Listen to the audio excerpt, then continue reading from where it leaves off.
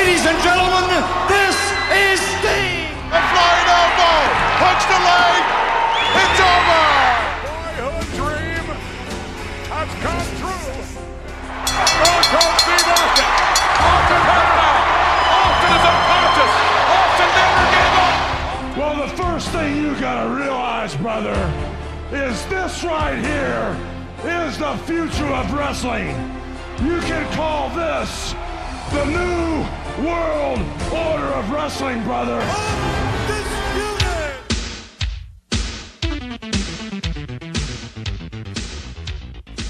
Welcome to the Undisputed. I'm Nat Garofalo here alongside good old Ralph Lark, and we've had a little bit of a hiatus, but, life happens. What's up, Nat? Not much, Ralph. We've come through the other side of a much contentious election process. So some folks have, denounced their citizenship and moved either north or south of the border. I would recommend north.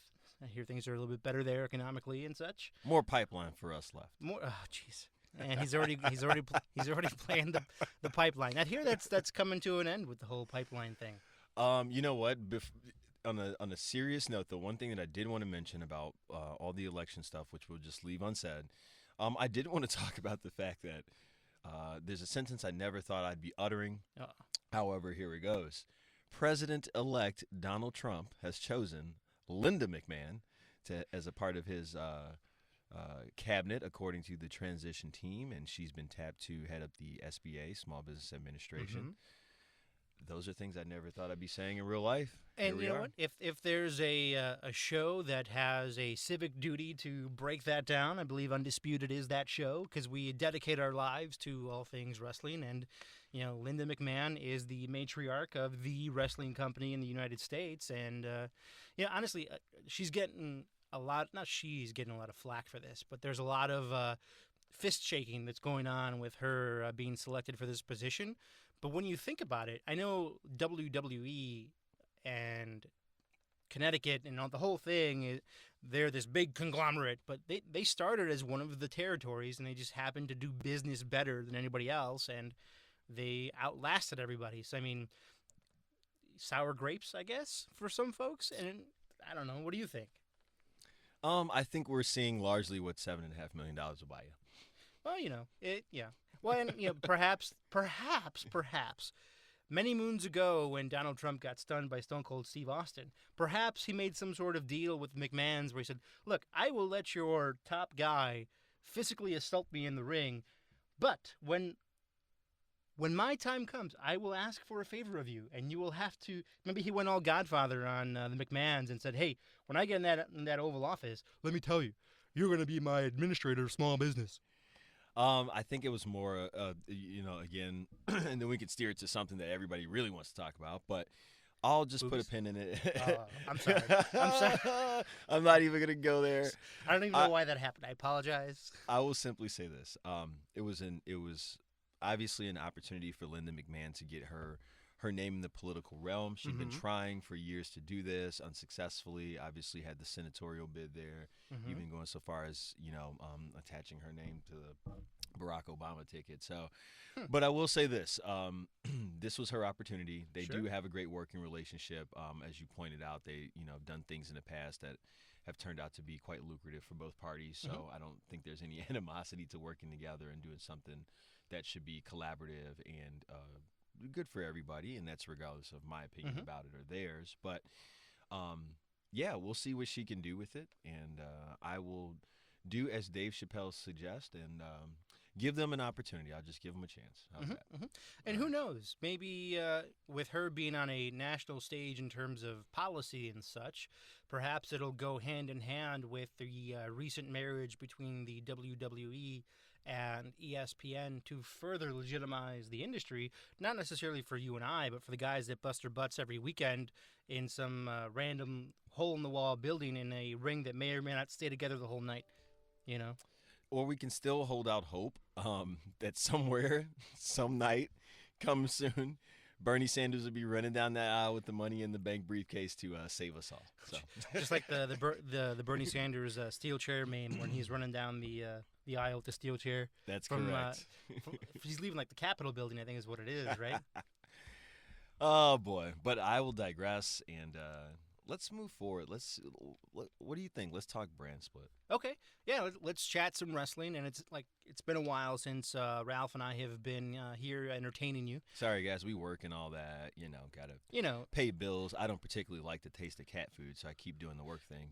Come on, don't even try for a second there to pawn it off on the whole work thing. It's because you have like 5 ladies you have to attend to. Okay, you know what it is. I don't even know where this is coming from. Left field, right field, center, the whole thing. You've got 5 ladies, one for each day of the week, and then you got 2 days of rest on the weekend.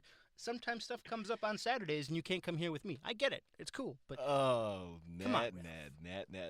'Tis the season for your imagination.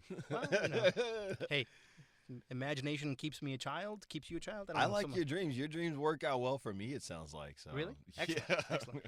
Well, hey, I have trouble with one lady, so I don't know how you'll do with 5, but maybe you'll do better than I do with 1. That's fine. But yes, let's get into the wrestling chit chat. It's been a while, as we've digressed on a couple times now.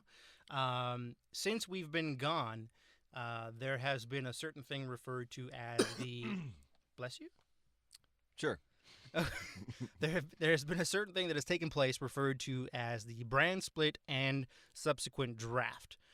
So, on the surface, Mr. Ralph, what's your take on the brand split, the draft, and how each brand is moving in a good or positive direction? I was really excited by the idea of it at first, but too often what has usually happened in the past is starting to transpire already, which is they WWE it up, right? And what I mean by that is they take something that could be much better and they dull it down to something. I think we talked about this a couple episodes, and I referred to it as putting water on my taco. So here is that same thing, right? I mean, it's in a nutshell, I thought that the roster could support an expansion because Raw obviously seemed overcrowded. You did have, certain people fighting for airtime that they should have gotten, but just because of the lack of time or the abundance of quality, they weren't getting it. So I did think initially this is going to be great. But as it's rolled out, it's actually the reverse, Nat. They seem to be missing for talent. There seems to be a little bit of a need for space to fill. So what I mean by that is they're stretched very thin, particularly in the tag team division. They're stretched very thin on both shows, and I think they've regressed a little. Going into this brand split, they had a lot of momentum. You had Lesnar, making waves in the pool. There was the murmurs of Goldberg coming back, which we'll obviously get to. But everything was going in this one direction, and now as I look at it, a few weeks removed, it's taking a step back. I mean, you can't deny it. If you watch on Tuesdays, I mean, that's painful. Now you have 205, and it's just a 3-hour Tuesday, and it's just not presented properly enough. It's too much, especially for the layperson who just kind of, is jumping in and out. Even for the avid fan, it's too much. You're giving me 6 hours in 2 days. Generally a little too much for me. And then from there, the pay-per-views are suffering too. I mean, because you're getting cards that they're just watered down, for, again, lack of a better term. What do you think? I agree with you on pretty much all fronts with that. I guess for me is Raw is struggling. And the whole purpose behind the brand split was, well, we don't have enough airtime for everybody, and in order for everyone to really get their 5 minutes and really look good, it'd be best for everybody for us to have 2 primetime shows. That's great. And someone has picked up that ball and they've run with it. Their storylines have been, middle of the road. But they still treat it like hokey Friday Night SmackDown on like UPN. They haven't taken like the PG-7 label off of it. It seems like, they're like getting there. The Batman-y camera angles. You know what I'm talking about? They're getting there. It reminds me of like the 50s show where it's like wham, zap. No, I get you. Boom. I get you. And I mean, SmackDown's always kind of been the JV brand, if you will. It's always been kind of a little bit more watered down, or a watered down show, something like that. Where it's always been a little bit sillier on SmackDown. But their saving grace right now is their talent. The talent, the in-ring presentation on SmackDown is much more palatable than the in-ring presentation is on Raw currently, or was when both brands were together. So I think if SmackDown ever really gets a pulse for what direction they want to go in with their storylines and their angles, they have talent to execute it. Raw, on the other hand, is experiencing some serious challenges in the front, which is a lot harder to correct than things on the creative side. If an angle sucks, you scrap it. For example, the Mex-Americans got scrapped within a month with Alberto Del Rio and Coulter. That got scrapped pretty much before it started. So the problem on Raw is the talent just doesn't have the ability to really just engage, to really keep the audience's attention. The things that we're asked to focus on, I don't want to focus on. I'm sitting here 2 weeks ago watching Cass and Enzo, and I'm watching the whole, naked backstage thing, and it's like, this is so. Didn't we do this with like Trish Stratus and Vince McMahon? Yeah. Like, I'm over it.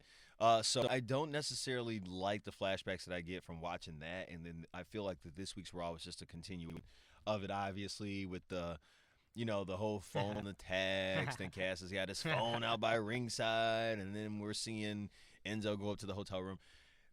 It was a that they moved away from. It was very Attitude Era-ish in my mind.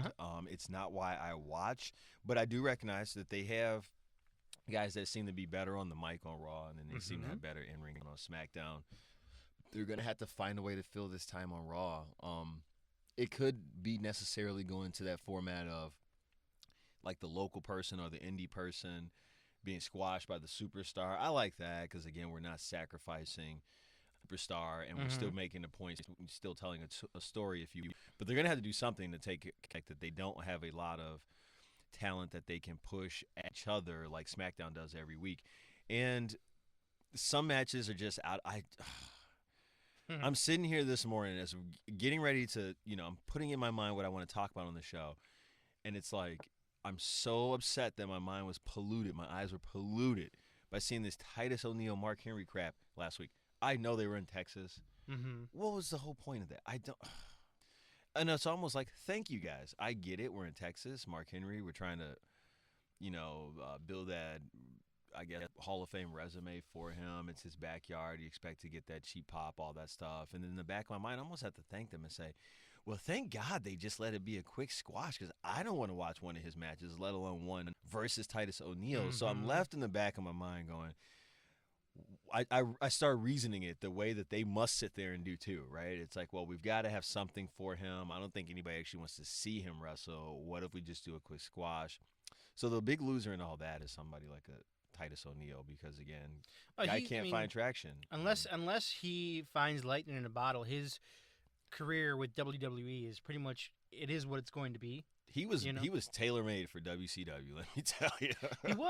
He was, and that's there. And that's not a slight at him. If he was around in the WCW era, he would have been huge. He would have been, on the level with Booker T or Ron Simmons. He would have gotten that kind of a push because he had that big linebacker build, and he can run through anybody. They had better on-air or mic personalities to guide some of the wrestlers, I thought, in terms of like managers and things like that. There's a lot of different people you could have stuck him with. You're right. But the ring was also smaller too, so he would you're have right. looked more impressive. WCW definitely had a larger contingent, fraternity and sorority of managerial talent, from Colonel Sanders to Sherry Martel to some of my favorites. Yeah, they had a whole ton. I mean, Arn Anderson or Flair, depending on which one was active at the time or not, one of them would manage. Right. Harley Race was a manager. I mean, come on, just the folks we listed just now are Hall of Famers, and they were managers in WCW. Yep. And the list goes on and on. So it's just something that I think it would have been a better environment for him. That said, he has the size, which is why he's still around. But sadly, they haven't found whatever that thing is going to be for him. He doesn't seem to be getting over with the fans, and we know what that could mean for your career if you can't get over with the fans. So we'll see where that goes. But it hasn't been a good run for him. But I guess to shift things back to the brand split. What are your take? I mean, do you think it's going well or no? I think it's not all negative, and to say that it is just to be, a jerk. Yeah, at that point. Okay, what's going well with it? Then? I like what the split has done for tag team wrestling, because it seems to be that the focus of the split has been that tag team wrestling and the women's division. So those two things I think have benefited tremendously from the split. Tag teams are awesome. I mean, granted, New Day's starting to get a little bit stale, but the tag team division on Raw is extremely strong. You've got New Day going at it. You've got the remnants of the Bullet Club going at it, who we'll get to in a minute as far as where I stand with them. You've got the forced pairing of Sheamus and Cesaro, which is not as bad as I thought it was going to be. On SmackDown, you've got But see, that's pretty much it on Raw, though. I feel like the growth for tag teams, all is happening on SmackDown. Raw doesn't really have a deep tag team roster, which is why I feel like we're getting this pairing of Cesaro and Sheamus, which is still feeling very forced at this point. Mm-hmm. Crowd hasn't taken all the way to it. They need something to happen there. And then I'll turn it back over to you, but I just want to quickly say about the tag teams over on SmackDown. Yes, they're getting more opportunity, and yes, they're more visible, but it's just become more visible that they stink. There's a lot of bad tag teams on SmackDown. I'm just going to lay that out there. They're not that bad. I mean, like, in the tag team... The Hype Bros? I could never see a program with them and the Wyatts, man. That's like a TV match at best. Well, and I'm with you. Squashed. I'm with you on the Hype Bros. I'm not drinking their Kool-Aid or anything like that. But within a tag team division, you don't need a champ and then somebody to fight the champ and then an IC champ and someone to fight the IC champ, because there's one title. Right. So if you have a tag team that you can kind of put your chips in their basket and have somebody face them on a given interval until you develop somebody else, SmackDown has that, and Raw has that to an extent as well. So, I mean, granted, like I said, the New Day thing is starting to get a little bit stale for folks. People don't hate the New Day. You can only do it for so long. Right. It is getting stale, but I don't blame them. And at this point, you have to ride it out. You can't just stop it. Right, I mean, and it's getting stale because the WWE, their tag team division has been a one-trick pony known as the New Day. So, I mean, when you repeat, it'd be like if our friend out there with the Blackhawks jacket, if he cuts out the next top rap single in the next day or two, if the radio blasts his song for 365 days straight nonstop and that's all they're blasting, it could be the greatest cut in human history. You're gonna get sick of it. Yeah. Sorry, I don't even know what his name is. You talk to him in the elevator. You know what his name is. I didn't hear King Sosa or something like that. Like Sammy? I guess. Listen, all I'm going to say about that is it's very funny. I mentioned this to Nat before. When we come here, we're trying to record the show, but every other sound bay is taken over by what's supposed to be the next greatest rapper of all time. So, it's really funny. But is there a documentary in our future? There must be, right? But as far as the New Day goes, quick question for you. Do they make it less stale? Does it make it less stale if they go back heel? Or does it not matter at this point? Is it just kind of towards the end of it? It's a combination of that. Heel helps, yes. Okay. Keeping the title diminishes a little bit of going heel. I mean, what if they keep the title by playing dirty, right? Like, what if we start to see that transition? We already saw it begin a little bit with Xavier getting on the apron with Francesca and causing some mayhem there, some shenanigans. It might give it a little bit of extra life. Yeah, but it's not going to extend to them. They're already on the verge of Demolition's record. If they survive Monday Night Raw with the titles, and I think there's a triple threat match set for Monday between themselves, the Bullet Club, and Cesaro and Sheamus. So if they survive Monday, they will have surpassed that record. So, I mean, I'm not sure how much longer a heel turn will keep them in the good graces of the WWE universe. Well, I think there's not anything they can do, which is why you turn them heel, because they're not going to be in the good grade anymore. I think you give people the okay to hate them. But I'm also wondering, because in my mind, to do that, you have to have some team that is also face, that would face them, so that they could turn heel, and they don't have that powerful face team now. The closest it's not thing, Cesaro and that's Sheamus. the closest thing. So my thing is that I think the closest thing that they have to that is probably some combination of the cruiserweights. Maybe, That'd be cool. Maybe you have a reuniting between Kendrick and T.J. Perkins, since they've both been relinquished of the title at this point, and Rich Swann can go do his thing with the belt. But maybe you bring them together, you pair them, and it works up to this program with the New Day, where ultimately Xavier gets involved, maybe uses Francesca. You know what I mean? Maybe that's something to keep the fire going. I'm just thinking of ways to keep it going. And remind me, because the cruiserweight division is something I want to chat about before we get too far off course with the brand split. On SmackDown, as you mentioned, that's pretty much where the new tag team talent is residing in. I apologize. Had a little bit of a moment there. Sneezing's not allowed. That was not a sneeze. It was a burp. Burping's not allowed. Thank you. With Rhino and Heath Slater. I know that no, I don't mind it. I the whole Heath Slater angle of him trying to get a job and wanting to get that double wide. It was great. It was great. phenomenal. It was. And I was okay with culminating with him and Rhino getting the tag. That's fine. I accepted that. That's great. But you always felt like, okay, who's taking these belts off them? And it went to the wrong people. And here's why it went to the wrong people. It went to another mishmash tag team. If it's going to go to the Wyatt family, have it actually be Bray and Luke. Well, I'm going to disagree with you there. I've been kind of in the middle of this whole Randy Orton to the Wyatt family thing. It's like here and there. But Randy is so good that he makes this all work. I mean, I've talked about this, with you before, and one of the things I like about Randy Orton is he is the epitome of the Viper, right? A really good wrestler will take on the mentality of what it is his character is. You know what I mean? Like you start to become that persona. He is the Viper with his moves. He is very coordinated. There's not a lot of wasted motion. When he wrestles, it all means something. Versus, like, if you were to watch some of the newer guys straight up from NXT, or some of the guys, even for that matter, who could be veterans but haven't worked with another guy before or sparingly before, it can get very choppy, right? There's a lot of choppy footsteps because everybody's trying to get that timing right. You never see things like that with Randy. He's so fluid. So to translate that into this, he's that good that he makes it work for me. I mean, even if you take this past Tuesday, Bray going for the Sister Abigail, but then letting him up into the RKO.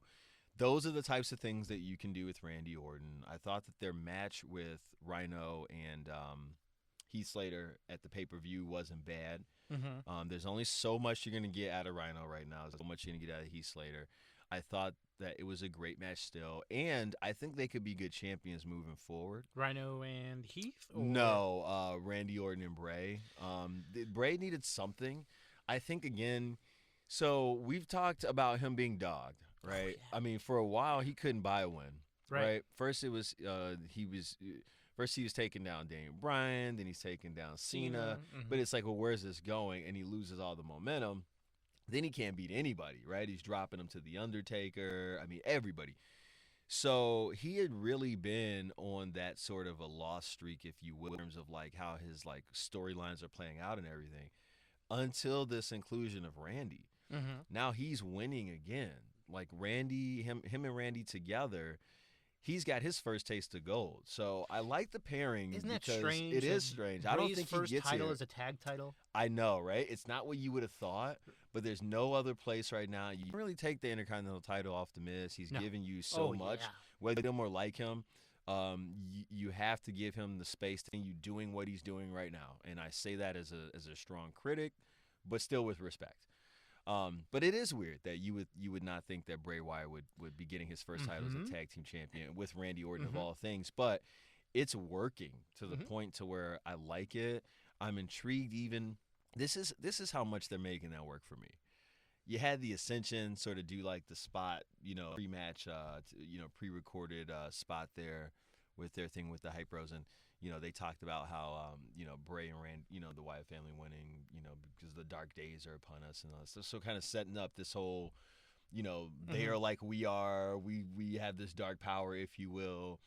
The Wyatt family, I don't see why it couldn't become more like a Ministry of Darkness, where you have an inclusion of some of these lesser characters that are just struggling anyway. I mean, what the heck is the Ascension doing anyhow?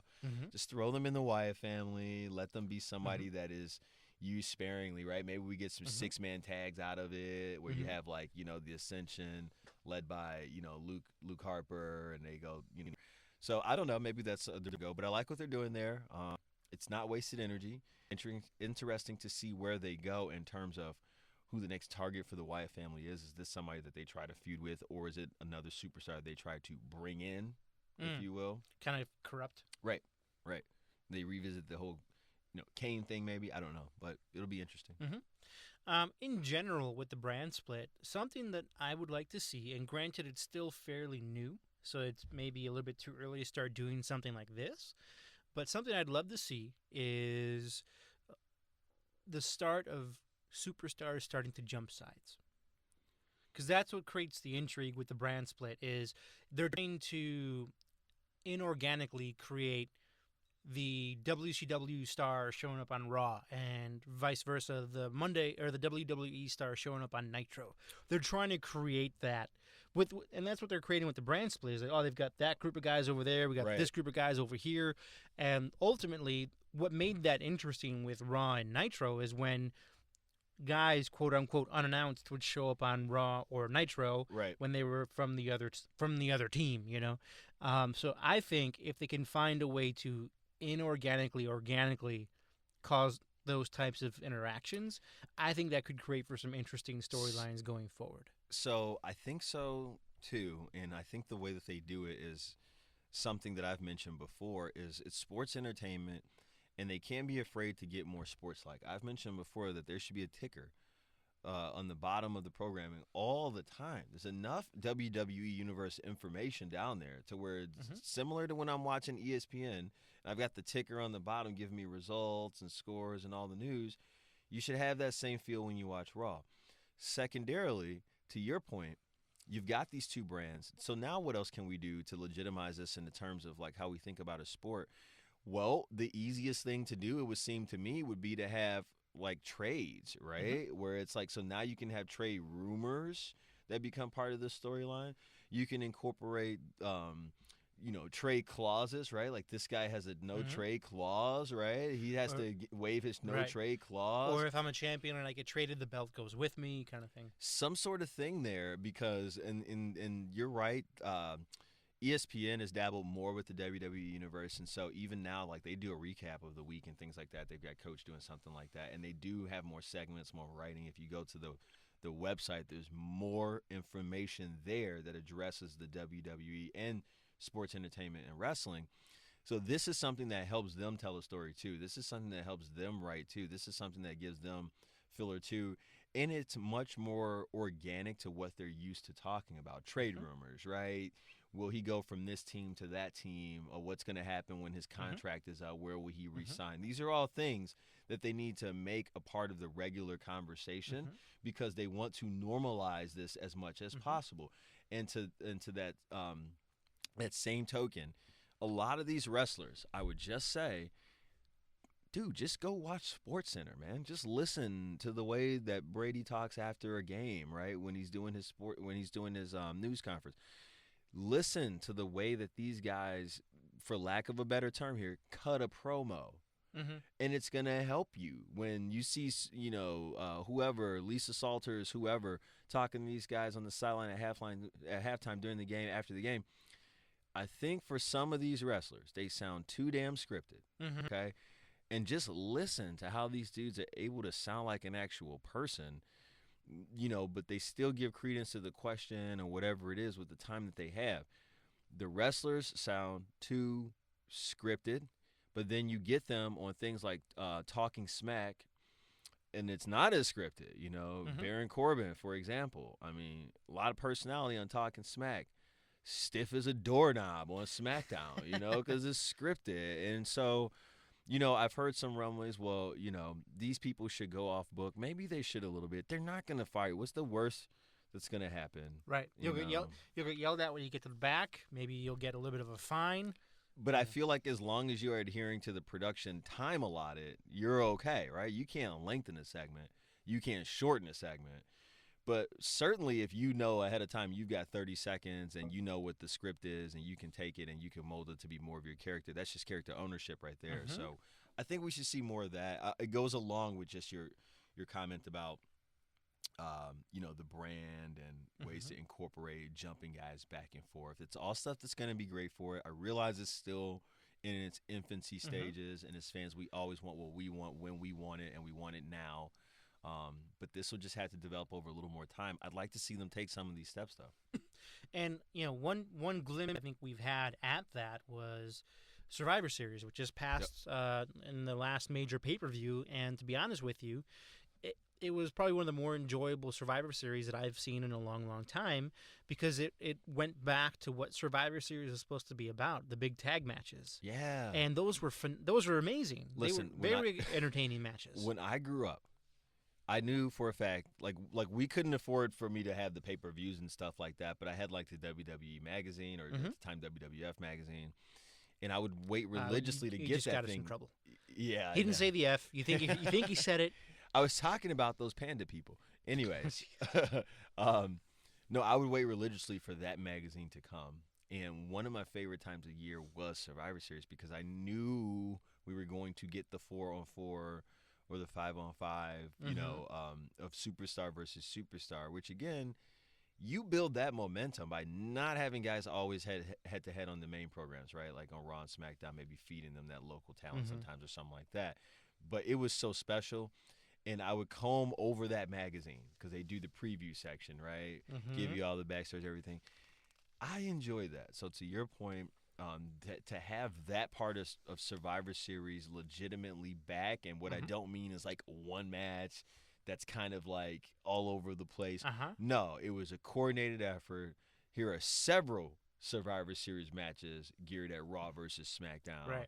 In the different realms that we can do it. That was good stuff. Right, and hopefully they can build off of that momentum with the brand split. Do you think they can make it a destination weekend? Obviously, this is what they're Survivor trying to do, Series, right? or? Like, obviously, this is what they're trying to do. They ran it this weekend by doing NXT TakeOver, and then you did Raw, you did SmackDown there, and you did the pay-per-view. So I think they were just trying to see, like, do we have the capacity to run these big 4 programs back to back to back to back and clean up and make this a destination weekend? So again, my question, Nat, do you think they could pull it off to where that fan is saying, let's road trip it to Survivor Series? I think so. I mean, I believe it was Survivor Series they were in Dallas, I think, right? Yes. And I believe that weekend you had Survivor Series, the Cubs and the Bears all in Dallas at the same time. So for your Chicagoan, that was already a destination weekend because you had NXT going on. Well, I should say the Chicagoan. It's a the Cubs. The Cubs were in town. Yes, I'm pretty sure during no Survivor Series. Who was they would have been done if they weren't done. They were in Cleveland or Chicago.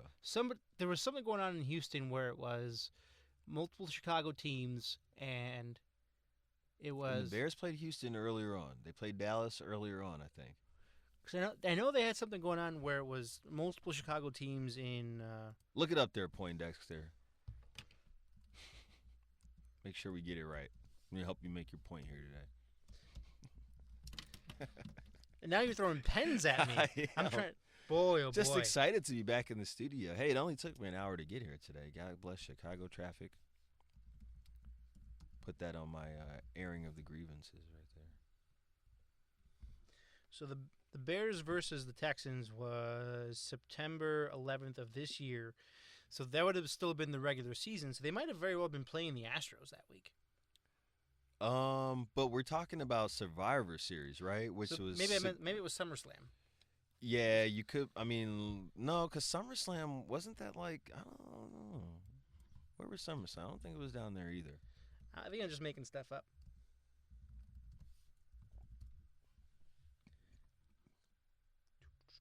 Well, it's gonna. We've got it's in Houston next year, at the Toyota Center, 2017. Yeah, and that was kind of part of the point that I was making is I felt like that they were market testing Dallas for this whole event next year. They have an idea of that they would like it, I think, to be a weekend, a destination type deal. and so they've loaded up the 4 events there for you. We'll have to see. I think it's a decent idea. I'm going to differ with you there. I don't know if Survivor Series has the name weight to carry it, right? Unless you get some marquee matchup. And again, I'm still going to be leery because they had the marquee matchup this year at Survivor Series, and then they just gave us a squash, which kind of goes into anything you want to discuss about Goldberg and Lesnar, actually, Okay. if you want to run right there while you continue to look for that info. Yeah, a lot of folks with and Ralph was kind of touching on the Goldberg-Lesnar match with the huge build-up that it had and the eventual outcome that's got a lot of folks chomping on some sour grapes and everything like that. For me, I honestly didn't have an issue with it because when you look at Goldberg's resume and his pedigree, that's who Goldberg is. He squashes you. Friend of the show, Tom Nestor, actually said when we were talking about this, his only response was, well, if you're a fan of Goldberg or WCW, you like what you saw. Yeah. Because it was true to it, right? Right. I mean, that's who Goldberg is. If you were expecting Goldberg to be squashed, or if you were expecting a long... a move for move, hold for hold, grapple for grapple between Lesnar and Goldberg, what were you expecting? I guess you must be expecting a fiscally irresponsible and social justice responsible tenure from President-elect Trump. I got some news for you. That's not going to happen, you know? So, I mean, if you were... there are some real sore people about the election, evidence by how many times we can bring it up. Oh, my goodness. Anyways, keep going. But, yeah, with the way the match went, you shouldn't have expected anything less from a Goldberg-Lesnar match, especially considering that they were given a full program the last time they faced off at WrestleMania, and it was a disaster. Sure. So you weren't going to give them a full-length match because you didn't know what they were going to give you. And honestly, I dug it because you went in there not really knowing what to really expect as far as the outcome, how they were going to handle it, and for Goldberg to surprise and shock Lesnar, that was, for me, it was good TV. My problem with it is this. Do you remember back in April when, it might have been this year, when Lesnar got screwed out of the world title? Yeah. Because what's-his-face, Seth Rollins cashed in for and he went berserk on Raw and killed everybody and took out a cameraman. That's what needed to happen after Survivor Series. So I thought they fed him the wrong person, maybe Triple H or something like that. I didn't for Goldberg? Yeah, I didn't like it to be Lesnar because it just didn't seem like it fit with everything they've been doing with Lesnar lately. To me, a proper ending to this match could have been something like what happened with Randy Orton, where we just kind of like didn't get an ending, where it was just kind of like dude bled out and it's like, all right, this is over and then we'll never talk about it again. Mm-hmm. That because I get you want us to remember Goldberg and his qualifications as a monster too, and so you feed him this monster, but it should always be like Alpha and Omega, right? It should always be like night and day. It should always be like, Titan. So you can't sacrifice one for the other. I would have much rather liked that Randy Orton Lesnar ending, where it's just like, okay, like we could have it where it would have been like, okay, well, clearly Goldberg, quote unquote, won, because Lesnar got his ass whooped. But I would have preferred no pin. I would have preferred him to, kind of bleed out or something like Randy did. Just something that he doesn't actually have to do the job, but we maintain the dominance and the point that we want, which is just that I'm a beast and I'm in the Royal Rumble now, right? And I agree with you. And with the way they handled it, you're absolutely right. Since there wasn't any fallout afterwards, why'd you sacrifice him exactly like that? So for me, the only way that this type of finish makes sense is if it unleashes the beast, and he goes crazy. Do you think he was being punished at all for being juiced to the gills, as it were? I mean, there's probably a little bit of that, but I have a lot of coworkers who are closet wrestling fans, and I'm sure you guys out there know, sometimes at work you have to be closet wrestling fans. It's like that weird group. Like we're developing the counterculture now, we can bring it out into public at work, and we got them uncomfortable to say the least. We'll create some sort of pendant or secret decoder ring that we can wear at work, so we can identify each other and know that we're We're cool people. We just have Marco play John Cena's theme song like 17 Doo, times. doo, doo, doo. That's how you know it's 3:30 at our office. Oh man. But I was getting at is with Lesnar and Goldberg, like, for me, like, I would have needed them to really unleash Lesnar and have him go berserk Right. as far as not handling that loss well and eat every cameraman alive, Yeah. start throwing the cruiserweights around like they're nothing. Yeah. You know, become almost Braun Strowman-esque and just start just destroying people. They almost could have done like a tag team main event where it's like Lesnar and somebody versus Goldberg and somebody. Because again, I like anything At Survivor Series? Yeah, because again, I like anything that doesn't expressly make them be in the ring to have a result. Like, I know that's not what they want. They want to sell that to you, but they don't want you to actually see that because that forces their hand. Who's better than who? When you obviously make more money and it's more interesting when we don't know and we have, being involved. I think that would just been another way to where it's like maybe Lesnar's picking on somebody. I don't know who Lesnar's, he picks on somebody or whatever, and maybe this person is involved with in a feud with somebody else. So it just happens that they get beat down by Lesnar and the other person, and Goldberg does the run in and save him, and it sets up the match at Survivor Series, I guess. But I'm just thinking of ways to add entries into the story without actually having them do what I don't think anybody wants, which is just get in the ring and go for 15, 20 minutes, which would be god-awful to look at. The only issue I see with that is an issue that I experienced, so I can't remember if it's last year's Survivor Series or the Survivor Series before, excuse me, where we had Sting come in. That Survivor Series is when Rusev technically lost for the first time while he was undefeated. So you have to be extremely careful if you're having a tag team match as a placeholder because you don't want certain people to face off. Tag team matches can really help you or they can really hurt you. And for me, with Rusev, when he left match technically undefeated as a singles competitor. Yeah. And they're trying to promote his undefeated streak and so on and so forth. For me, it was done at that point. You lost. You lost a match. You were defeated in a match. Well, and to your point, I don't, that's not why I would be trying to have it be a tag team. I'm trying to create an element where they're involved with one another, but not exactly. So are you getting at where back in the 80s you used to have, Hogan and Partner of Choice versus the Sheik and Slaughter kind of thing? Yeah, exactly. Where we kind of like give you enough of it to where you feel like we're like paying attention to it, but it's not all of it, right? It's like not just enough to make you coming back to it, and it could have extended it along, and then maybe they meet in the Royal Rumble, which again hides a lot of it, right? Because we got 30 other competitors or 28 other competitors there, so that we don't have to go one-on. But I just like the idea that we would be continuously giving them the seemingly giving them the opportunity to solve it, but always not quite one-on-one. So at the end of the day, the Lesnar camp can still have their opinion, the Goldberg camp can still have their opinion. I can see folks get annoyed with that, though. I don't care about those people. Oh, jeez. Secondarily, fair enough. Let me just say, if you were gonna squash, oh man, it would have been perfect to use Rusev. It would have been perfect to have an undefeated Rusev take that squash at Survivor Series by Goldberg. That would have been perfect in my mind. Or some because he ends his streak. The guy who had his very own whatever his streak was. And you could have played it out to the number.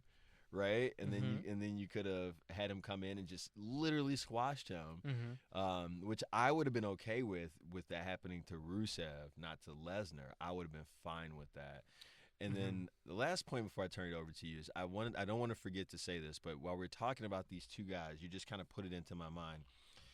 I would have loved to seen earlier on in their careers, on the WWE side of things, a Sting versus Lesnar feud. A Sting versus really? Yeah, dude. I think they could have had a great program. I'm talking like 10 years ago, even perhaps. But that's one we'll never get to see. Well, and maybe even it'll make its way to the dream match. Yeah, maybe. And then the other one I was thinking of, because again we had Lesnar on the brains. I think he has a special place in wrestling. Not the greatest wrestler. I think he is one of the best sellers of all time. Best sellers of all time.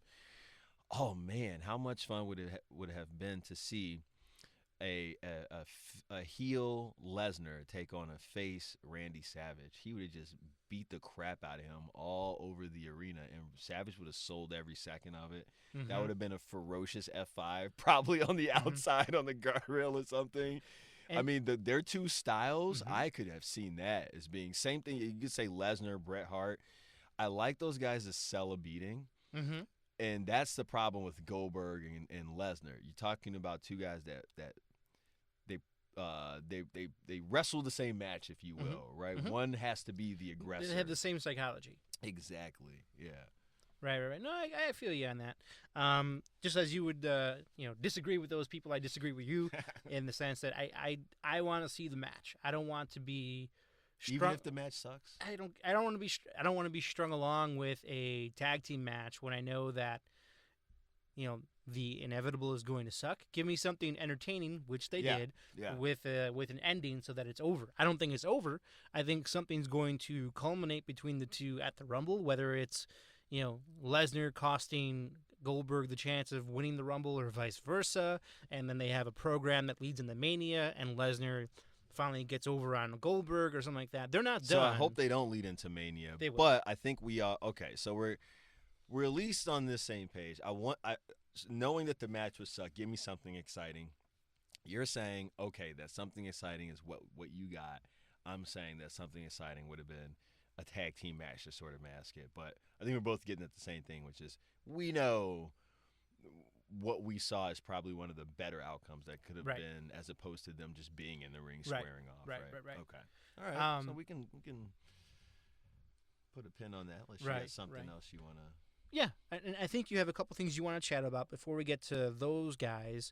There's something we touched on with the cruiserweights. So it's kind of a new toy since we last spoke with you. I love cruiserweights in general, but I hate the approach that WWE is taking with it. They're making it too much of a novelty, in my opinion. I think if you go back and look at how WCW handled their cruiserweights, and the reason why I use them is because WCW is the reason why cruiserweights are mainstream. They did it first, and then they did it right, where they were a regular part of the program, but they didn't switch the rope colors, they didn't switch the lighting, they didn't make this whole big pomp and circumstance around it. They were just, here's Dean Malenko fighting Juventud Guerrero. Here's Chris Benoit fighting, La Parka. Here's, and so on. I'm wondering why they're doing that. It's not necessary. No, obviously, it's not. I'm just wondering why they would. When you make it into a novelty, you further the concept that they're not on the same level as the other wrestlers. So, yes, you do that, and I'm wondering. Well, I think the crowd plays into it too. The crowd has not been good for those matches. And the reason why, in my opinion, I could be completely wrong. When you're in how we just got done saying that Lesnar and Goldberg have the same psychology. Mm-hmm. It doesn't matter if you're doing that with strength versus strength, or if you're doing that speed versus speed. If you have the same psychology versus the same psychology, you have to tell one hell of a story for that to actually be entertaining. Exactly. So for example, at TLC, we just had a match between Kalisto and Baron Corbin. I was thinking of the same thing. Phenomenal match. Great match. Dude. Kalisto, that's my man. Dude. Yeah, that's another Chicago product, by the way. Speaking of the Cruiserweight Classic, another Chicago product. I think he went by Prince Mustafa, I think, on the CWC, but here it's Prince Mustafa Ali is what he is in the Chicago scene. He's actually making his way into the WWE full time. So round of applause for that fella. Good for him. Whenever a Chicago boy makes it to the stage. I don't know about a friend of the show. He just found out he's a friend. Hey, you're a friend. Sorry. Sorry? Why did I say sorry? Sorry. Associated you with us. So sorry, sir. But what I was getting at is I think if they can find a way to intermingle the cruiserweights with the rest of the roster, I think you'd benefit the the cruiserweights because they can show, hey, we can go with anybody. Do you think my idea of having them be the tag team going against the New Day, Absolutely. do you think that could That'd be, go against anybody. Let's say, for example, you have, let's say the Bullet Club comes out of the triple threat with the tag titles, right? And all of a sudden, Kendrick and Perkins step up, or somebody else from the which I say them because it's all to WWE. I do not like. No, I know, Kendricks. I know. We've had this discussion before. I'm over him, but I'm just trying to throw them a bone and live in the world that they create, and that's what it would be. You know who'd be cool is two cruiserweight personalities that are completely opposite from each other, which would be Perkins and the gentleman who just debuted on Raw last week. Gallagher? Yes. So the personalities are so different that they could make a very entertaining mishmash of a tag team and have them go against the Bullet Club, who are the straight man, you know. And I think it could create an interesting program. So the problem with that is the one person who doesn't get a pop there is actually my favorite wrestler of all those people, and that's TJ Perkins. But I can't deny it. The boy doesn't get a pop from the crowd. I'm watching this match against Rich Swann last Monday, which I was excited for, by the way. They told me that was coming on. I'm thinking, oh, here we go. Right. Business about to pick up. Quietest match in the world. And as we're going through it, I couldn't help but think that some of the things that I was impressed with before maybe weren't that good. And I don't know if that's the case or if it was just the crowd taking away from my opinion of it. But there was certain, like he's got some of those little silly baseball slide kicks and stuff like that I was like digging at first. But then like on second look, I was just like, ooh, that doesn't sound or look effective, and it's quiet in there. And so, say this: what do you think about TJ Perkins? Because so much of me is conflicted. When his music hits, dude, I freaking love it, dude. I love the entrance. It's like character selected, and it's like all the little pixely characters, and it's him. Dude, press start.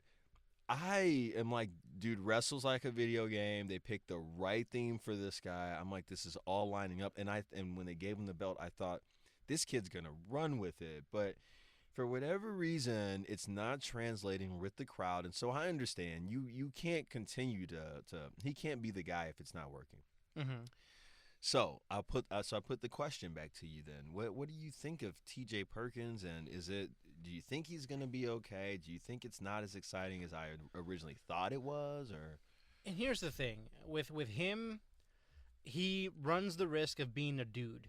Yeah. You know, like if your entrance is cooler than you are, you got a problem, right? Like for example, I know it's a completely different person, but the Undertaker was as cool as his entrance. Right. His entrance could have been terrible, but his character would have, survived on its own. Sure. Case in point, American Badass, but that's a story for another day. With Perkins, I dug his entrance as much as you did. I'm like, oh, cool, Mortal Kombat entrance. Who's this? And then Perkins came out. I'm like, oh, it's Perkins. Okay, cool. I like the entrance, though. TJ. And then what? He's just kind of, I don't say nerdy, but he's nerdy. And nerds! Sorry. But it's not like I have anything against nerds or anything like that. But, like, dude comes out and then... I don't even think he's nerdy. I mean, like, he dabs. Like, as cool, air quotes, as cool as dabbing is... Look at my dab. It's one of the nerdiest things you could do on the face of the planet. Well, if if you're like come on. Listen, if you're like my middle-aged white sales manager and you're like, let's all dab in this photo and, you're looking like a dad, then yes, you mess it up. But TJ Perkins dabbing, I'm okay with that. Speaking of office folk doing dabs, a manager at my office who will remain nameless was peer pressured into dabbing. He didn't want to. He got peer pressured into it. Swear to God, I thought he was impersonating Hulk Hogan. Yeah, that's what I mean. I've seen it too. It's like, what is that a dab? So I don't know. So but it's the dab has been nerdified to the point that if you do it, you are risking your own personal standing. I think that I think that the only problem with TJ Perkins is just that he's for an older audience than they think he's for. Yes. Like, when I hear his interests and stuff like that, I think they think he's for kids, but really he's for, like, millennials. Well, who's you have to think about it. Who's putting together his, Like, I think whoever's putting it together, that's who this is for. Right. Like, because it's totally geared for somebody closer to my age than a kid, you know. But we'll see where they go with him. I think you're right. I think, again, a place where we both agree is mainstream these guys somehow. Yeah, stop making it a novelty. 205 Live's got to go away.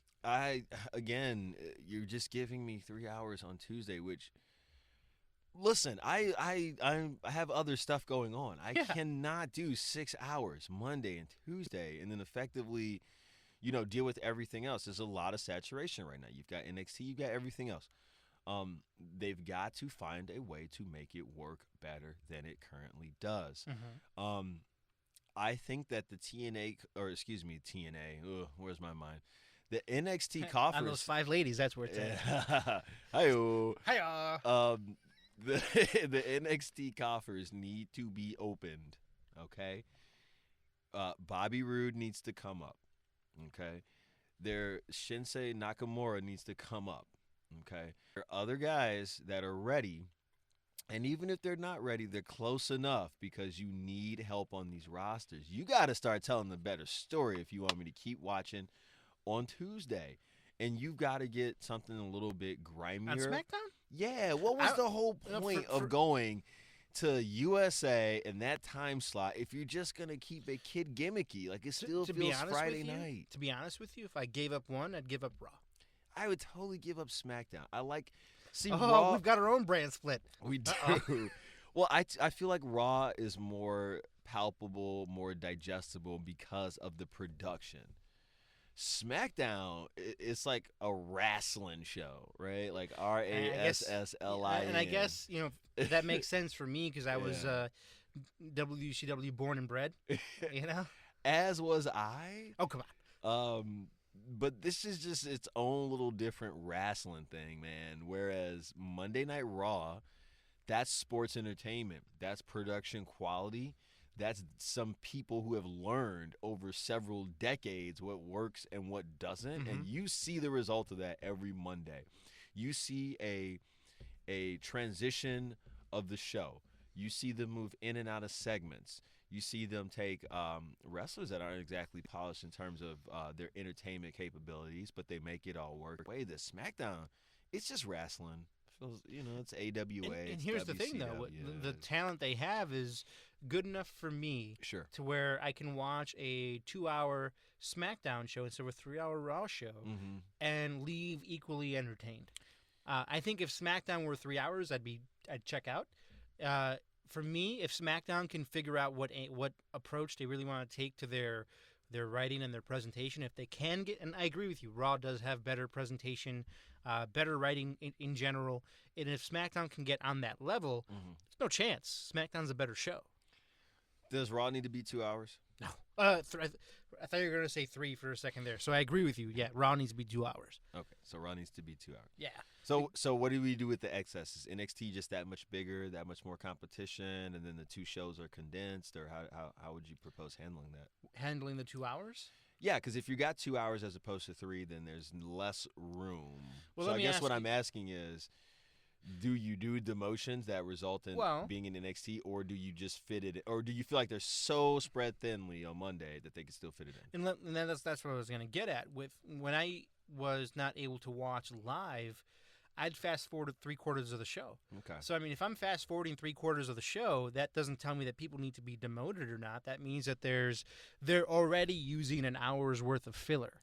So if you're using an hour's worth of filler, then just get rid of the filler. So, like, for example, like the opening segment on Raw is always some sort of segment that's on a microphone. There isn't any sort of altercation. Someone comes out and boasts about their win the night before if there was a pay-per-view, or someone comes out and boasts about their win last week, which culminates in their antagonist coming out and they verbally berate each other, which culminates with the Stephanie or Foley coming out and you're fighting later on tonight kind of thing. But first, your friend is fighting your enemy's friend in this match that's right now.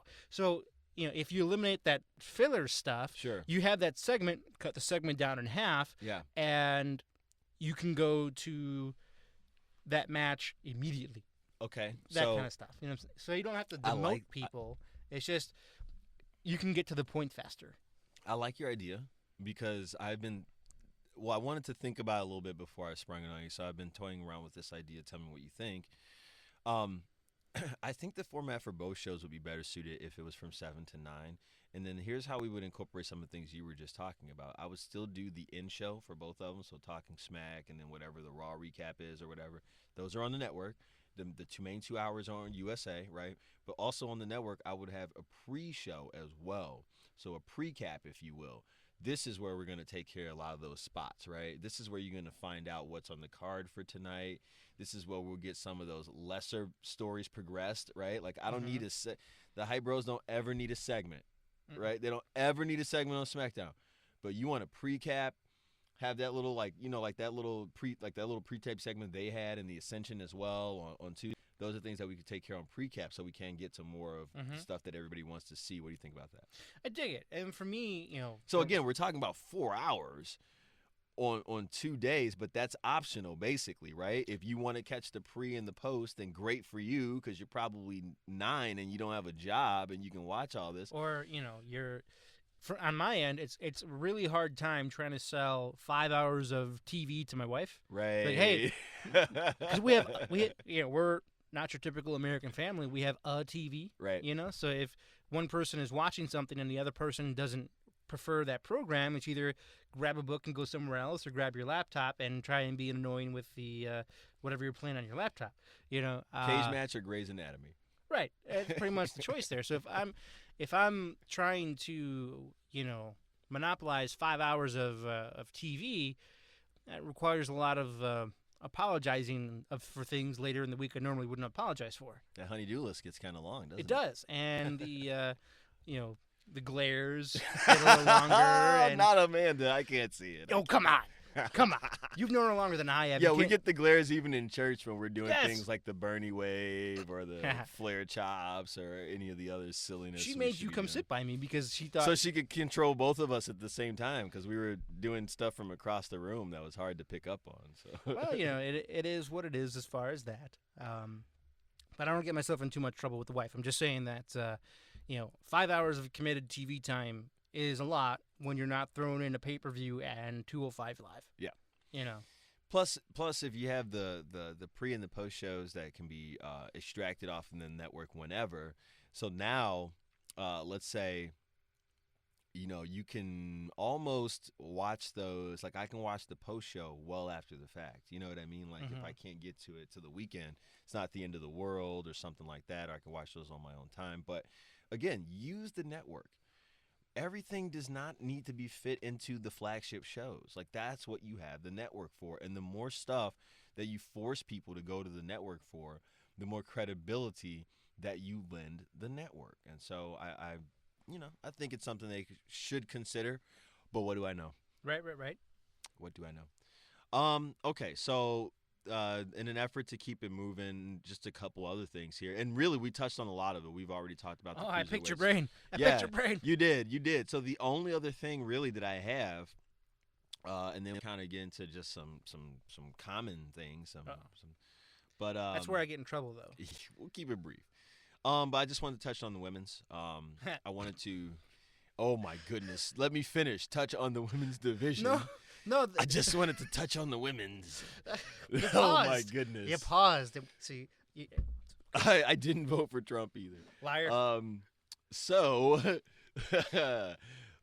okay. What I wanted to touch on is I'm seeing two divisions go in different directions. First of all, let me just say, forget to that it feels good watching the ladies take these steps, and it feels good watching the talent that they have in the ring now. It used to be about a pretty face or maybe a valet or somebody who could trip an ankle, but today what we have is polished in-ring girls with some abilities. That they're pretty, they have a soft face, but you better not piss them off because they can carry their own in the ring too. And so very impressed by what's going on Raw, a little bit more concerned about what's going on with SmackDown. And it's because I think we need to mix the talent a little better. I'm not sure why the decision was made to have Charlotte, Bayley, and the Boss all on the same show. I want to take a look at that because on the other side, what I have is folks like You've got Becky Lynch and that's pretty much it. So here, I'll just run through it real quick. And let me start with somebody you didn't mention, Naomi.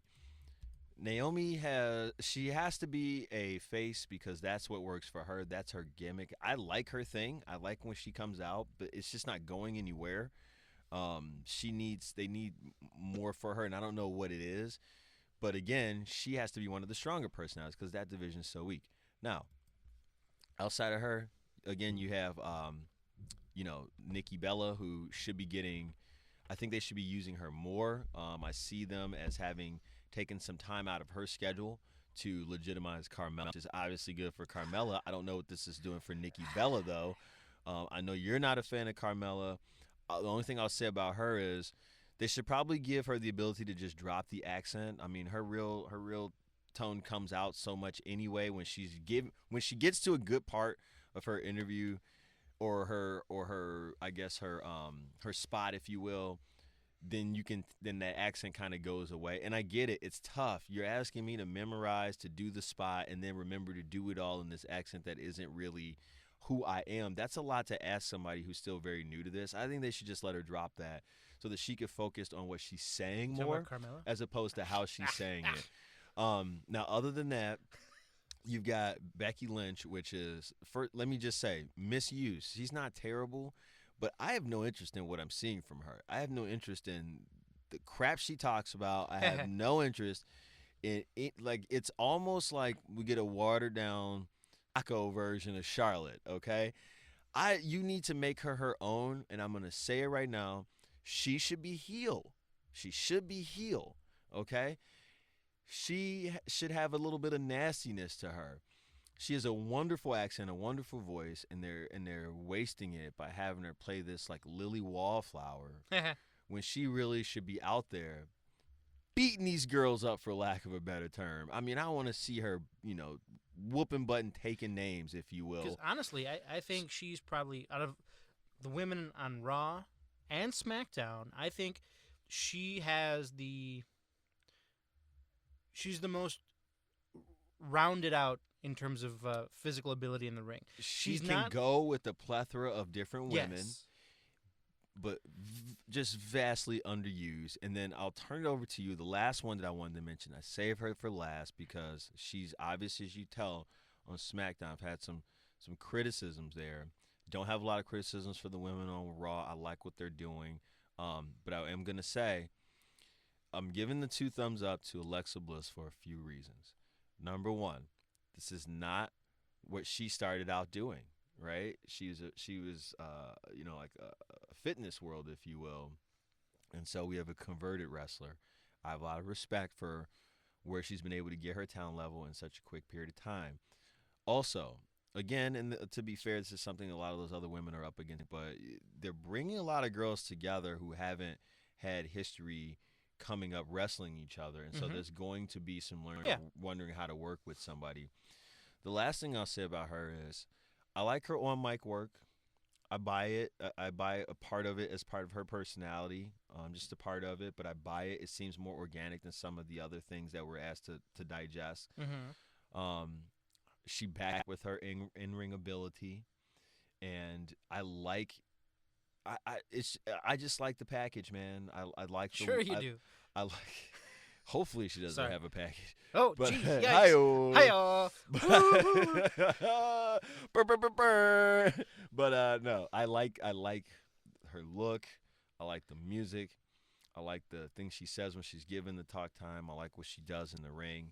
And I like that she has the belt, and I hope she can hold on to it for a while. Why don't you guys go ahead and just let her get a crack at Nikki Bella so we can really see her cut her teeth on something worth doing. But, Nat, let me turn it over to you. And, what obviously I'm, harsher towards the women on SmackDown than the women on Raw. And so what are you thinking? And for the most part, when the draft was kind of working its way out and we saw that it was Becky essentially by herself on SmackDown and you had Charlotte and Sasha on Raw, I was like, oh, man, Becky's got a lot of weight to carry over there on SmackDown as far as kind of lifting up the rest of the division, right?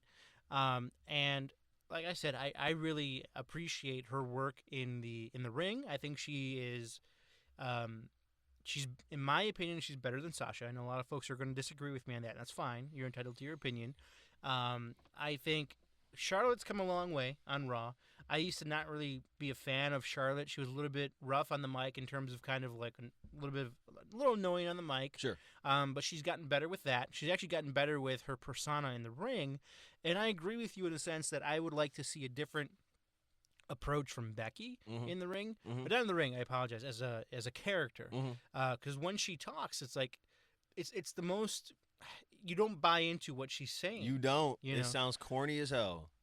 And it not sounds corny because sometimes corny can work. For example, Kurt Angle had Sure. the corny thing Sure. worked with him. Sure. It was. Hey, Ellsworth, the corny thing's working. for us a Yes. little bit. So if you want Becky to go corny, have her be, I'm an Irish hero kind of thing, or heroine, and blah blah blah. Oh, look at me, I'm the greatest. But like right now, she's like tries to take this like Rocky Balboa approach. I don't like her, and I hate those goggles worse. I'm glad those goggles are gone. I hate that. I don't know what her character is. I don't know what it is. Like, What is it? I don't know what she is. Yeah. Like whenever she comes out, like first thing they came. She reminds me of that video game, Ratchet and Clank. I was going to video game. I was going to video game route too, but she, like my buddy let me borrow BioShock. She reminds me of like somebody you'd see in BioShock. Yeah. It's like, what are you? Who are you? What It's are you almost like she's so nice and agreeable, and there's people back there like, all right, if we make her wear this, will she finally get pissed off? Because it just doesn't seem like she's. I can't tell. But anyway, go ahead. But I am very pleased with the women's division. I'm glad that they're finally starting to give that side of the ledger the respect that it deserves. Because I've gone to my fair share of indie shows and hung out with them, and there are ladies who are working there that take this as seriously, if not more seriously, than the big guys time. do. They are big time, dude. They just had a Hell in the Cell. Yeah. They've been main eventing. Look, the chicks on SmackDown don't want no part of what the chicks on Raw are doing. Sasha terrifies me though because she's either hurt herself Or somebody. Yeah. So, I understand. And I had this conversation with a friend of mine who got not upset with me, but he got a little worked up that I was criticizing Sasha for putting her body on the line and really laying it all out there. And we'll touch on this because we talked about the Miz in our pre-show, where there's a difference between working for the crowd and playing it safe. There's Sure. that middle ground there. Sure. I understand you want to put your body on the line and really sell out for the crowd and get them to buy in so you can build your brand and move up the ladder and so on and so forth. But if you move up the ladder at the expense of your health and somebody else's health, your time at the top of that ladder is going to be shorter than it could be. She's not doing anything differently than what we see the guys do, though. It's Just the trying hard to execution. be in that number one spot. It's the I mean, execution. It's like, and I know Brett gets on everybody if they sneeze wrong. He's like, oh well, when in my day, Yeah. I sneezed on my left side, Yeah. and that's where the dab came from. And Yeah. so like I understand that hearing people harp on you that way can get annoying and get old and really get redundant, but I have a friend of mine who works here in the Chicago scene. I can't remember which pay-per-view event it was. It might have been SummerSlam, might have been something before that, where she hurt her back. Mm-hmm. He said that's as much on her as it was on Charlotte during that spot. Oh, yeah. So she has, it's not that she's taking these high-risk spots, the fact that she's having challenges with executing them properly. So I don't know if it's a matter of her being a smaller frame and it makes her harder to control her body or what it is. Yeah, I mean, keep in mind we're asking women to do things in the ring that they've never done before. I understand. And so I think there's going to be some bumps along that road just because. I mean, like if you ask the fellas, they're going to say, listen, every time you go in the Hell in the Cell, you're coming away with something that is, injury-wise, life-altering for the rest of your days now. You now have this thing with you, and you'll remember I get Hell in the Cell. But we're introducing women into this environment now. Mm-hmm. And so they are smaller, right? A little less muscle mass, unless we want to talk about Nia Jax or something. But, no, there's going to be problems when they're trying to wrestle like the main eventers that they are. They're going to run into some injuries there. But it's all about being safe, protecting, who you're wrestling with as well as yourself. I'll disagree. I think she's doing a good enough job. It's not alarming to me. but more importantly, if they can get more influx of talent, it's not always on her to have the best match, to have that match, because they do have a talent on the women's division. They just need to start utilizing it a little better, as opposed to just having the same 4 best girls face off against one another. Let's spread it out a little bit. I hear you. How many more points do you think we can get in? Because I think I think basically let's do this so that we can get to the few general sports things we wanted to talk about. Let's go Miz real quick, because I know we don't want them shutting off the lights on us here.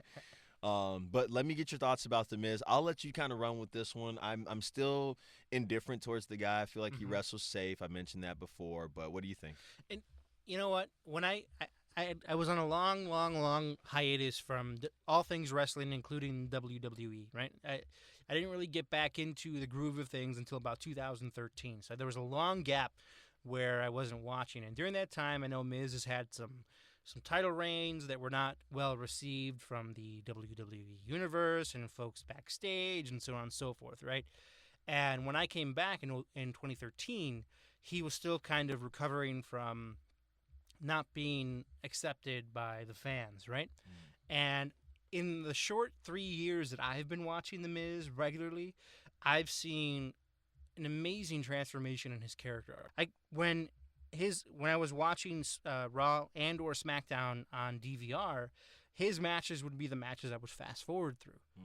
Now, whether it's SmackDown or a pay-per-view, his matches are the matches that I actually tend to look forward to.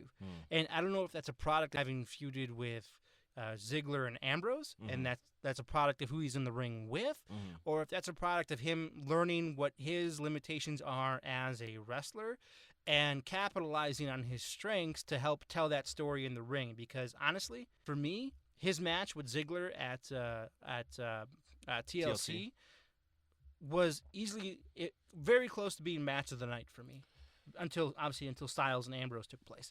But he's grown in my eyes as an overall entertainer, and we've gone back to the word entertainment numerous times here with our show, and I think he executes his role on that roster better than anybody else. That role being the heel, the foil. He pisses you off in the right way. He has my respect. I don't particularly love him, but he has my respect for what he's doing. I cannot deny it.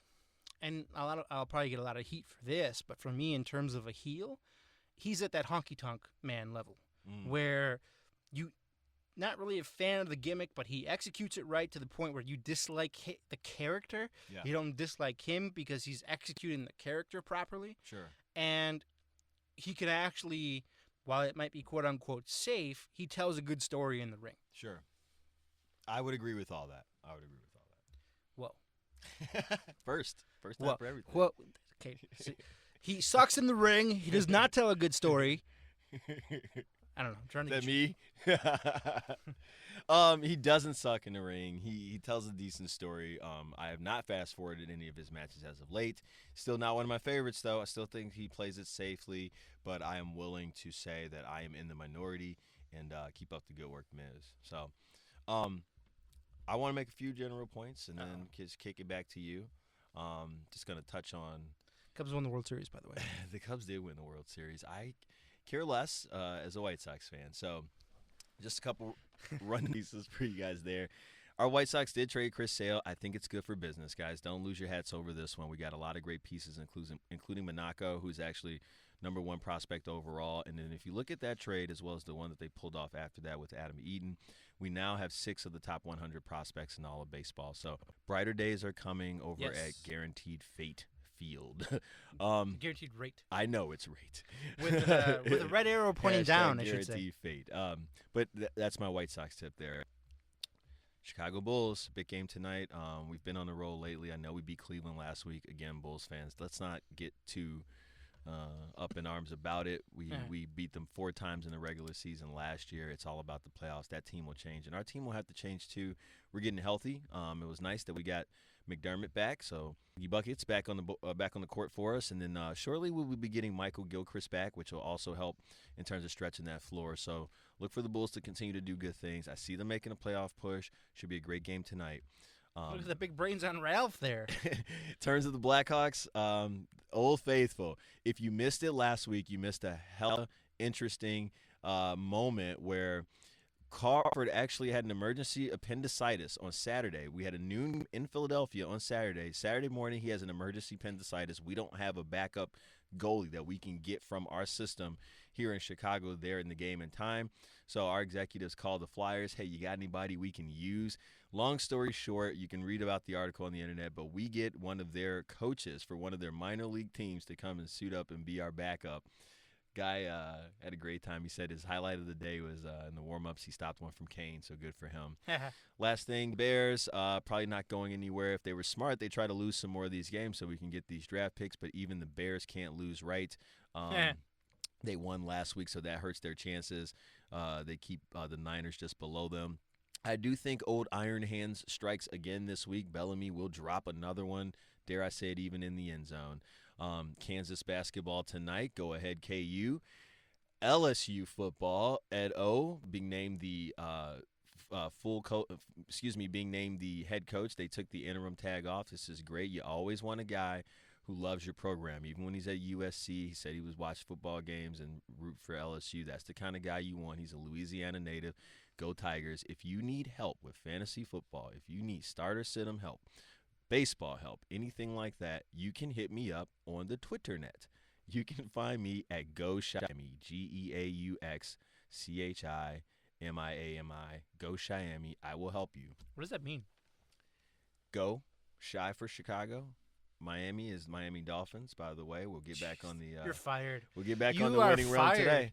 You fit them all in. Those are all Fired. my picks there. So, but Go Shyami. Boy, oh boy. I don't know. I don't even know where to go with this. With the whole You go Shyami. That's where you go. oh my goodness gracious, Lord help me here. Oh man. Oh Ralph. So I guess we have a few minutes left here. We can wrap that up with the airing of grievances. What grievances? Oh man. Well, I didn't have one until Go Shyami happened. That's definitely a grievance. Man, come on, Ralph. Airing a grievance, huh? Yeah, I don't have a whole ton of grievances. I know I've got mandatory OT coming up at work, so I'll probably develop some grievances while I'm doing that. I'm grievanceless at the moment, from what I can think of. Oh, you know what's a big grievance? And I should probably say this quietly because it involves the institution in which we're recording. Is they have a little cafe bar upstairs, right? And in order to use your plastic credit card, you have to have a minimum purchase of $5. Oh, yes. This resulted in myself purchasing a frou-frou French pressed coffee, which all I really just wanted was a cup of coffee, and purchasing a Kit Kat. I didn't want that, but I had to buy it because I wanted a coffee. But I couldn't buy a coffee because it didn't cost $5. Please, I'll pay $5 for a coffee. That's all I want. I don't want coffee in a Kit Kat. I don't want coffee out of a French press. I don't even know what that does. Okay, a French press, what is it? Are you ironing my coffee with an ironing board and an iron and making it flatter? I know what a French press is. Please, I'm venting here. I'm grieving. Grievances. Air those grievances. Airing my grievances. $5, minimum purchase, ridiculous. Don't hear me out there because I still want to record here. I don't really have any grievances Come either. on. I guess I got one for the NFL there. Hey, fellas, can you give me something I want to watch on Thursday? So tired of watching these loser matchups. I need more of what I saw last Thursday, Kansas City Raiders. That was actually a good one. And as a side note to that grievance, just keep your noses out of the game. Can we have the officials just make sure naked people don't run on the sideline? Let's let them play football, and we'll watch, and you guys will play, and we'll all do our jobs. How's Right. that? And one last bit before we let you guys go. I don't know if we mentioned at the top of the show or not, but I think we did. But he deserves his props anyway. A local kid, Prince Mustafa Ali, has made it to the big time WWE. We'll probably be seeing him on either 205 Live or any portion of Cruiserweight Classic. I've seen him in person. Phenomenal entertainer, great in the ring. A friend of mine, GPA, as he's known on the local circuit, has defeated Prince Mustafa Ali at Freelance Wrestling for their world title. He's got a great story. We're actually going to line up schedules with GPA to get him on the show and talk with him about his story. So hopefully we can get him. But yeah, congratulations to Prince Mustafa Ali on moving up to the big leagues, and congrats to GPA to on finally making it to the top of that indie ladder and winning that freelance title. Nat, do we have an email? We do. Let me see. Let me pull it up here. Give me 1 second. Good old Ralph, always asking the tough questions here. Stumped him. Our email address, it's the good old Gmail address. It's the undisputedpodcast@gmail.com. One more time for him. The undisputedpodcast@gmail.com. Not to be confused with those. Don't even say it. What? What sort of information would they be emailing us? I'm saying not to be confused with Skip Bayless and what's his face, the guy that you upset earlier. What information would they be emailing us? What's wrong, Ralph? Did I upset you? No. You sound upset. Things that they should email, things that our fans, our listeners should email us is requests for our dream match segment once we get that off the ground. Requests or should say grievances that they want us to air on their behalf. You can also email us, various things. If you think we should add segment ABC or segment 1, 2, 3 or whatever, if you think there's something that can be added or taken away from the show to make it better, we're here to do that for you. Can I add something? Oh boy. I like to I do a fair amount of research for fantasy football, and so I like to listen to two guys, Ted Schuster and Jeff Mans. They have a section every Thursday called Haterade. I'd like to kind of get some Haterade going for our show too. So here's how you can participate in Haterade. If you want to, you can email us. TheUndisputedPodcast@gmail.com. And Haterade section will be your opportunity to voice your pure and unadulterated hatred for some gimmick, some wrestler, whatever it is. Let's hear it, and then if we get some that are nice and funny, maybe we'll read them out there for you. And to piggyback on that, you can send us the text, or if you have the capacity to do so, send us an MP3, and we'll play it on the air for you. Sounds great. All right, and for Ralph, again, I'm Nat Garofalo. This is The Undisputed, and be sure to, next time we'll be either on YouTube, Facebook. We'll have the podcast out there pretty much in every medium for you. We use Libsyn as well, so please try and catch us there, and we'll try and do better next time for you. The new world order of wrestling, brother.